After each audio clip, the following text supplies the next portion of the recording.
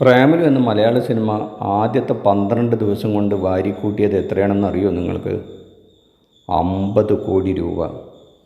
ഈ അടുത്ത കാലത്തൊന്നും മലയാളത്തിൽ ഇങ്ങനൊരു സിനിമ ഇത്രയധികം പണം വാരിക്കൂട്ടിയ ചരിത്രമില്ല. നസ്ലിൻ, മമിത എന്നിവരെ കേന്ദ്ര കഥാപാത്രമാക്കി അവതരിപ്പിച്ച ഈ റൊമാൻറ്റിക് കോമഡി ചിത്രം ഫെബ്രുവരി 9-നാണ് തിയേറ്ററുകളിലെത്തിയത്. മൗത്ത് പബ്ലിസിറ്റി കൊണ്ട് ഇത്രയധികം പണം വാരിക്കൂട്ടിയൊരു സിനിമയും നമ്മുടെ മലയാള ചലച്ചിത്ര മേഖലയിൽ ഈ അടുത്ത കാലത്തുണ്ടായിട്ടില്ല. തീർച്ചയായും സോഷ്യൽ മീഡിയകളും വലിയൊരു പങ്ക് വഹിച്ചിട്ടുണ്ട്. ഏത് സിനിമയെ സംബന്ധിച്ചിടത്തോളം ഒരു ആദ്യത്തെ 1-2 ദിവസം, പ്രത്യേകിച്ചും ആദ്യത്തെ ദിവസം അതിൻ്റെ ഒരു അഭിപ്രായ രൂപീകരണം വലിയൊരു പങ്കാണ് വഹിക്കുന്നത് അതിൻ്റെ വിജയഗാഥയിലേക്ക്. പ്രേമലു അത്തരത്തിലൊരു പടമായിരുന്നു. അതിന് സംഭവിച്ചതും ഈ മൗത്ത് പബ്ലിസിറ്റി വഴി കിട്ടിയ വലിയ ഒരു പബ്ലിസിറ്റി തന്നെയാണ്.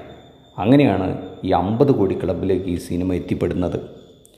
ബ്രഹ്മയുഗം പോലുള്ള ഒരു വമ്പൻ താരരാജവൻ്റെ എന്ന് വെച്ചാൽ മമ്മൂട്ടിയുടെ പടം ഇതേ കാലയളവിലാണ് ഏകദേശം പ്രേമലുവുമായി മത്സരത്തിന് തിയേറ്ററുകളിലെത്തുന്നത്. അങ്ങനെ അത് ഗംഭീര പടമാണ്. ആ പടം വന്നിട്ട് പോലും പ്രേമലുവിൻ്റെ കളക്ഷനിന് ഒരു കുലുക്കവും സംഭവിച്ചില്ല എന്ന് മാത്രമല്ല, അത് മുന്നേറുക കൂടിയായിരുന്നു എന്നുള്ളതാണ് ഈ റിപ്പോർട്ടുകൾ സൂചിപ്പിക്കുന്നത്.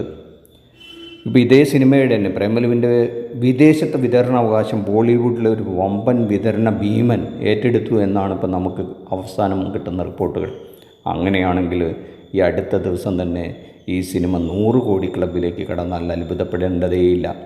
പിന്നീട് അതിൻ്റെ ജൈത്രയാത്ര എവിടെ ചെന്ന് അവസാനിപ്പിക്കുമെന്ന് ഇപ്പോൾ നമുക്ക് പറയാനേ പറ്റില്ല.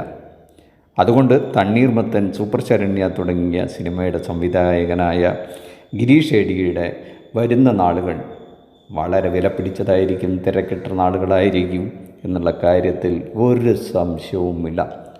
മലയാള സിനിമയുടെ ഭാവി ഈ ചെറുപ്പക്കാരുടെ കയ്യിൽ ഭദ്രമായിരിക്കും എന്നുള്ളൊരു ശുഭപ്രതീക്ഷ കൂടെ നൽകുന്നു ഈ വിജയം, പ്രേമലുവിൻ്റെ വിജയം. ഈ വീഡിയോ നിങ്ങൾക്ക് ഇഷ്ടപ്പെട്ടെന്ന് കരുതുന്നു. ഒന്ന് സബ്സ്ക്രൈബ് ചെയ്ത് വെച്ചോളൂ. നന്ദി, നമസ്കാരം.